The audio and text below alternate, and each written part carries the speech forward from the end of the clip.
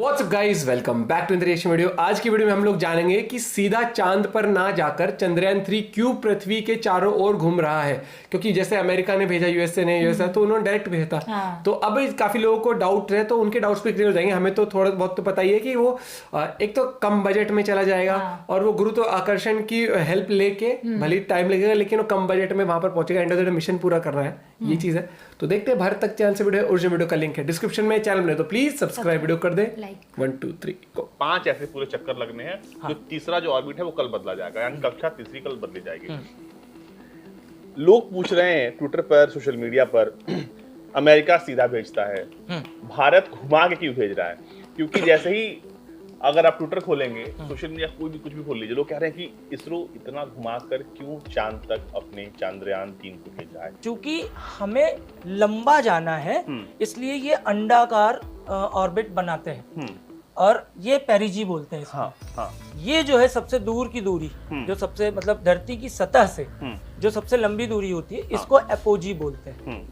ये भी एपोजी है, ये भी है, मतलब ये सबसे लंबी दूरी है। अब पहले राउंड में उसने रॉकेट ने चंद्रयान 3 को 173 किलोमीटर गुणा कहने का मतलब लंबी दूरी, ये पेरिजी हो गई 173 किलोमीटर की पेरिजी, और सबसे लंबी दूरी 31,600 कुछ किलोमीटर की वो एपोजी हो गई। अब 5 राउंड है, मतलब ये 5 हो गए। पहला राउंड में एपोजी बदला गया है, जो 31,600 किलोमीटर से बढ़ा करके 41,604 किलोमीटर के आसपास किया गया। यानी अब इस पाथ पर जो है चंद्रयान 3 जो है वो घूम रहा है, अभी इस पाथ पे है। हाँ, ये सेकंड ऑर्बिट। और कल जो है इसको इस पे किया जाएगा, तीसरे पे। 5 ऐसे पूरे चक्कर लगने हैं। जो तीसरा जो ऑर्बिट है वो कल बदला जाएगा, यानी कक्षा तीसरी कल बदली जाएगी। लोग पूछ रहे हैं ट्विटर पर, सोशल मीडिया पर, अमेरिका सीधा भेजता है, भारत घुमा के क्यों भेज रहा है? क्योंकि जैसे ही अगर आप ट्विटर खोलेंगे, सोशल मीडिया कोई भी कुछ भी खोल लीजिए, लोग कह रहे हैं कि इसरो इतना घुमाकर क्यों चांद तक अपने चंद्रयान 3 को भेज रहा है, सीधा क्यों नहीं भेज रहा है? तो इसका जवाब क्या है? और क्योंकि लोग खूब लिख रहे हैं इस पे, भर भर के इस पे सवाल जो है उठाए जा रहे हैं कि इसरो ऐसा क्यों कर रहा है। तो आप इसको ज्यादा बेहतर समझा पाएंगे कि ऐसा क्यों हो रहा है, क्या तकनीक है इसके पीछे, क्या वजह है?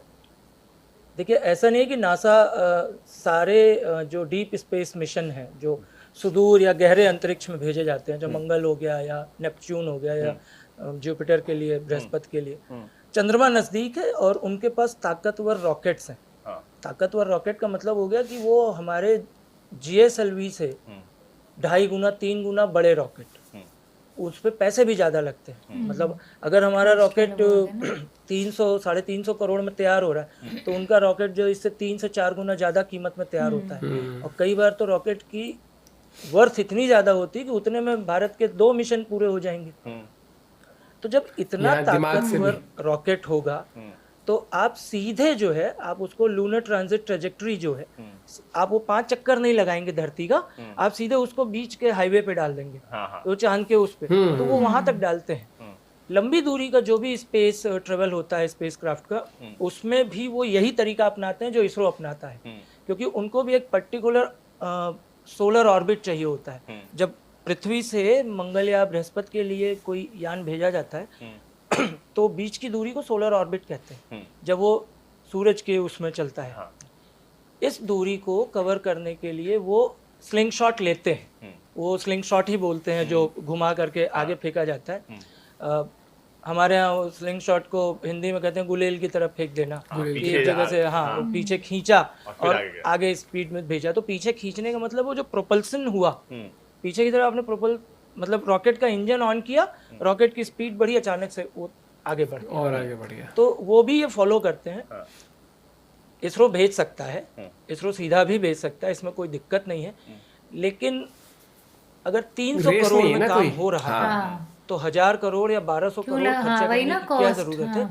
उस खर्चे को हम लोगों के वेलफेयर में यूज कर सकते हैं। और मिशन हम उसमें 3 या 4 ऐसे सैटेलाइट्स बना सकते हैं जो सही मौसम की जानकारी दे, जो अर्बन डेवलपमेंट के भलाई के लिए उसमें काम आ जाए, या कार्टोग्राफी के जो सैटेलाइट्स होते हैं जो निगरानी के लिए होते हैं, बिल्कुल सही बात, परफेक्ट हो गया, या नेविगेशन सैटेलाइट बना सकते हैं, कम्युनिकेशन सैटेलाइट बना सकते हैं।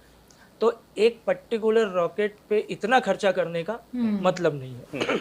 इसलिए इसरो किफ़ायती है और पूरी दुनिया में जाना जाता है।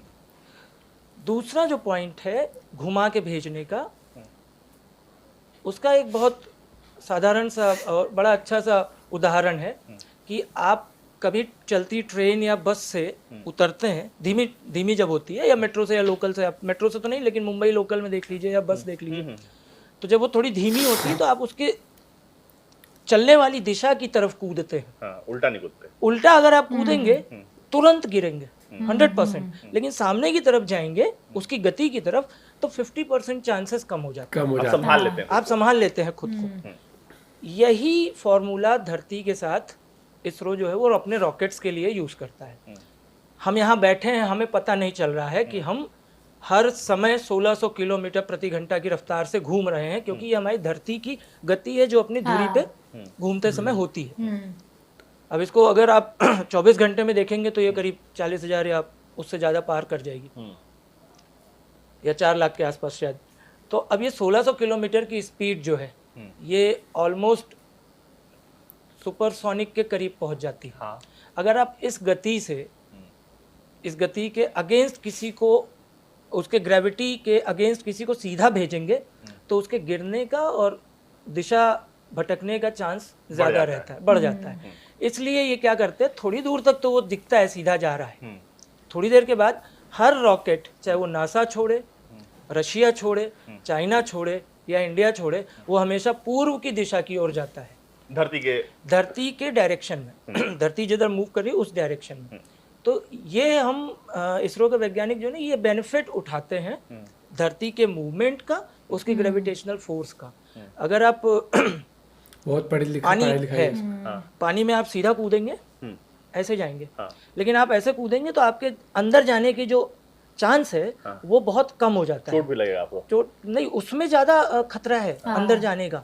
ऐसे अगर आप हैं, कोई नाव क्यों नहीं ऐसी बनाई जाती कि वो गहरे में जाएगी ना, वो ऐसी ही रखी जाती है, तैरे। तो रॉकेट को इसी तरह से वो ग्रेविटेशन का जो समंदर है ना, उसका बेनिफिट उठाते हुए ऐसे घूमते हुए वो चलाते हैं। क्योंकि हम लोग बात कर रहे थे कि क्यों सीधा नहीं जाता है, तो ये बहुत समझना है कि ये जो रास्ता ये हम देख रहे हैं, ये पृथ्वी है, ये चंद्रयान 3 हो गया, और फाइनल स्टेज में यहाँ पे जाके सब कुछ जब नीचे स्ट्रैप नीचे आ गए, दोनों ऐसे सेकंड स्टेज भी खत्म हो गया।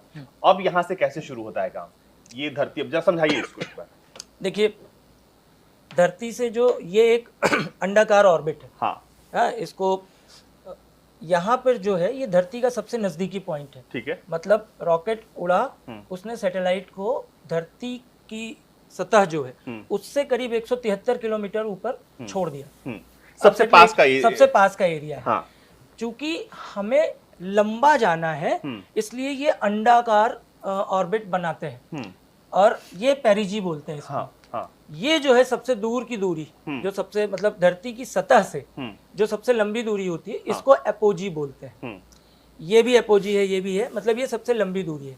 अब पहले राउंड में उसने रॉकेट ने चंद्रयान 3 को 173 किलोमीटर गुणा कहने का मतलब लंबी दूरी, ये पेरिजी हो गई 173 किलोमीटर की पेरिजी, और सबसे लंबी दूरी 31,600 कुछ किलोमीटर की वो एपोजी हो गई।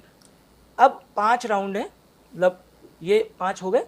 पहला राउंड में एपोजी बदला गया है, जो 31,600 किलोमीटर से बढ़ा करके 41,604 किलोमीटर के आसपास किया गया। यानी अब इस पाथ पर जो है चंद्रयान 3 जो है वो घूम रहा है, अभी इस पाथ पे है। हाँ, ये सेकंड ऑर्बिट, और कल जो है इसको इस पे किया जाएगा, तीसरे पे। धीरे-धीरे 5 चक्कर के बाद अभी देखिएगा, मजेदार बात ये है कि सेकंड ऑर्बिट है, इसमें सिर्फ पेरिजी बदली है। 173 से 226 किलोमीटर उन्होंने किया है।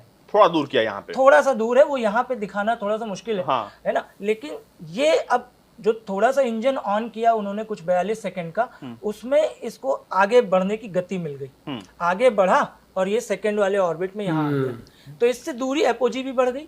अब इसकी सिर्फ एपोजीज बढ़नी है, 3, 4, 5। 5 बार इसकी सिर्फ अपोजी बढ़ाई जाएगी, यहाँ आएगा और यहीं से शॉर्ट और होगा। ये दूरी 216 वाली वो सेम रहेगी, वो सेम रहेगी। वहां से सिर्फ इंजन ऑन किया जाएगा अलग अलग टाइमिंग के हिसाब से, 40 सेकेंड, 1 मिनट, 1.25 मिनट, कितनी जरूरत है उसके हिसाब से। तो जितनी देर इंजन ऑन किया जाएगा वो उतना लंबा ऑर्बिट पकड़ लेगा ऐसे सर्कल में, और ये बढ़ते बढ़ते 5वें राउंड तक 31 जुलाई तक टारगेट ये है। हो सकता है उसके पहले हो जाए, पहले अगर हो जाता है तो 1 लाख किलोमीटर की अपोजी उनको चाहिए इसरो वैज्ञानिकों को। तब वो जो लूनर ट्रांसफर ट्रेजेक्ट्री है, मतलब ये जो हाईवे इंजन प्रॉपर ऑन करके फिर उसको एक्सप्रेस वे, इस पे चंद्रयान आएगा, इस पे मैन्यूवर किया जाएगा। और उसके बाद फिर सेम प्रोसेस यहाँ पे होगा। अब यहाँ पे ब्लू लाइंस दिख रही है, 1 2 3 4 5 सर्कल्स हैं। 5वें सर्कल के बाद ये मुझे लगता है 17 यहाँ पे उल्टा लेकिन प्रोसेस होना चाहिए, जैसे पहले हम सबसे आखिरी में इसको दूर भेज रहे हैं। अभी ये वैसे ही घूमेगा। डी बूस्टिंग होती है, बूस्ट करना मतलब आगे बढ़ाना, डी बूस्टिंग का मतलब हो गया स्लो डाउन करना। तो इंजन को अपोजिट फोर्स करेंगे तो स्पीड कम होगी, ऑर्बिट धीमे धीमे कम होता जाएगा इसमें बढ़ता और जब ये नजदीक पहुंचेगा तो फाइनल डी बूस्टिंग राउंड होगी करीब 17 अगस्त के आसपास। वहां पर ये जो ग्रीन लाइन दिख रही है, फिर ये 100 किलोमीटर के सर्कुलर ऑर्बिट में घूमना शुरू करेगा और वहीं से प्रोपल्सन मॉड्यूल जो है और चंद्रयान वो सेपरेट हो जाएंगे। ये मुझे लगता है ये वो आखिरी होगा जब 100 किलोमीटर पूरा कर लेगा तो यहाँ से जो उसके बाद प्रोपल्सन मॉड्यूल जो है वो 100 किलोमीटर के सर्कल में घूमता रहेगा। चंद्रयान 3 का जो विक्रम लैंडर और प्रज्ञान रोवर है वो 100 गुणे 30 के ऑर्बिट में डाला जाएगा, मतलब उसकी डिस्टेंस कम की जाएगी और ये प्रोसेस करने में 5 दिन लगेंगे, 3 से 4-5 दिन लगेंगे। 23 अगस्त को उसकी लैंडिंग जो है वो 5:45 बजे के आसपास तय की गई है, अगर सब कुछ सही रहा तो। क्योंकि यहाँ से यहाँ तक का सफर 5:45 बजे 5:47 का समय है। अगर यहाँ से यहाँ तक आने में सब कुछ सही रहा तो कितनी चीजें एक्यूरेसी ना। और उसके बाद लैंडिंग होगी। अगर मान लीजिए सब कुछ सही नहीं रहेगा तो क्या होगा फिर? अरे बाबा, फ्यूल हो सकता है इंजन ऑफ हो जाए, तो जिस ऑर्बिट में घूम रहा है उसी ऑर्बिट में घूमता रहेगा। इंजन से संपर्क नहीं हो पा रहा, वो ऑन नहीं हो पा रहा है, तो मैनुअली करना पड़ेगा। अभी ये ऑटो मोड में वो घूमता रहता है, जब इन्हें इंजन ऑन करना होता है तब यहाँ से कमांड देते हैं। ठीक है, हम आगे बात करें उससे पहले एक चीज और समझाइए। फिल्म में हमने देखा मंगलयान में बताया जाता है कि यहाँ जैसे ही पहुंचता है आपका, यहाँ हम इंजन बंद कर देते हैं, फिर वो क्योंकि ढलान पे तो आता है, इससे हम अपना फ्यूल बचा लेते हैं और कम फ्यूल में हम ज्यादा दूरी तय कर पाते हैं। इकोनॉमी की जो हम बात कर रहे हैं, तो ये कैसे होता है, कहाँ जाके होता है? ये बेसिकली डिपेंड करता है कि वो डिसाइड कहाँ करते हैं कि हमें इंजन ऑन कहाँ करना है। वो इसरो साइंटिस्ट डिसाइड करते हैं। बेसिकली जो स्टार्टिंग पॉइंट है एसओजी पे होता है, पेरिजी पे, वहाँ पे स्पीड को बूस्ट करते हैं या घटाते हैं, वहीं पे वो डिसाइड होता है, क्योंकि वहीं से आपको एंगल मिलता है लंबा। स्लिंग यहीं से आएगा, स्लिंग वहीं से आएगा। वो जो आप छोड़ रहे हैं वो वहीं से छूटेगा और ये आगे बढ़ता चला जाएगा। उसका तरीका यही है कि इतने सेकंड अगर हम गाड़ी चला के छोड़ देते हैं स्पीड खींच करके, तो आप देखते हो ना कई बार पेट्रोल कम होता है बाइक में, तो आदमी थोड़ा सा तेज बढ़ा करके उसके बाद बंद कर देता है, तो 1.5-2 किलोमीटर तक गाड़ी और निकल जाता है। सेम प्रोसेस है। Same process. ये लास्ट वाला बढ़िया बताया उन्होंने कि जैसे कई बार तेल खत्म हो रहा होता है तो आप एकदम से स्टार्ट करके जू करके और फिर एकदम से इंजन ऑफ कर देते तो दूरी तय हो जाती है। और वही बताया कि अब काफी लोगों का डाउट जो था, मेरे को तो क्लियर था लेकिन काफी लोगों को डाउट था कि इसमें इतना टाइम क्यों लग रहा है, जबकि रशिया हो गया, चाइना हो गया, अमेरिका हो गया, वो बहुत इजीली बहुत स्ट्रेट तरीके से भेज देता है बहुत जल्दी। तो यही फर्क है, एक तो बजट वाइज प्लस यहाँ पे कोई रेस नहीं लगी हुई है कि इंडिया को जीतना है, साबित करना है कि भैया हम तो 2 दिन में पहुंच गए, 1 दिन में पहुंच गए। यहाँ पर बात हो रही है कि इंडिया को किफ़ायती तरीके से, क्योंकि आने वाले वक्त में जब इंडिया स्पेस मिशंस लेगा दूसरी कंट्रीज के लिए, उनके सैटेलाइट या फिर कोई भी तरीके से किसी को भी कंट्री को कुछ कराना, तो उससे मुनाफा नो डाउट इंडिया का होगा, लेकिन उनको ये भी पता है कि बजट में हो सकता है काम। तो सबसे पहले ये फर्क पड़ेगा। और जैसे अगर एग्जाम्पल बताया था कि जब अमेरिका ने भेजा था उस टाइम का पैसा 1500 करोड़ लगे थे, आज के हिसाब से 8000 करोड़। तो ये लगा लो कि इंडिया इतना पैसा बचा के वो और मिशंस में लग Missions सकता में, है हाँ। और डेवलपमेंट्स में लग सकता है। तो यही चीज फर्क आ जाती है कि आपका सोच क्या है। आपकी सोच है कि बस दुनिया को प्रूव करना है कि भैया हम तो दबंग आदमी, हम तो स्पीड में चले जाएंगे, या फिर आपको किफायती तरीके या से, फिर आपको 150 करोड़ लोगों को क्योंकि तो पालना इसमें है साथ रिजल्ट में। मैटर करता है। यहाँ पर रेस नहीं है, यहाँ पर पूरे एग्जाम की तैयारी हो रही है और फिर फाइनल एग्जाम आएगा, फिर उसमें आपको रिजल्ट ला के दिखाना है। ये चीज़ है। और बहुत ही बढ़िया तरीके से उन्होंने एक्सप्लेन करा किस तरीके से वो हर बार इंजन कुछ सेकंड्स के लिए या मिनट के लिए ऑन किया जाएगा ताकि वो और लंबा चक्कर लगाए, फिर और दूर तक जाएगा, इससे फ्यूल बच रहा है। फिर इस तरीके से आई एम श्योर काफ़ी लोगों को जो डाउट थे वो क्लियर होंगे इस वीडियो से। बाकी आपका क्या पॉइंट ऑफ व्यू इस बारे में जरूर बताइएगा। मिलते हैं वीडियो के साथ, बाय बाय, टेक केयर।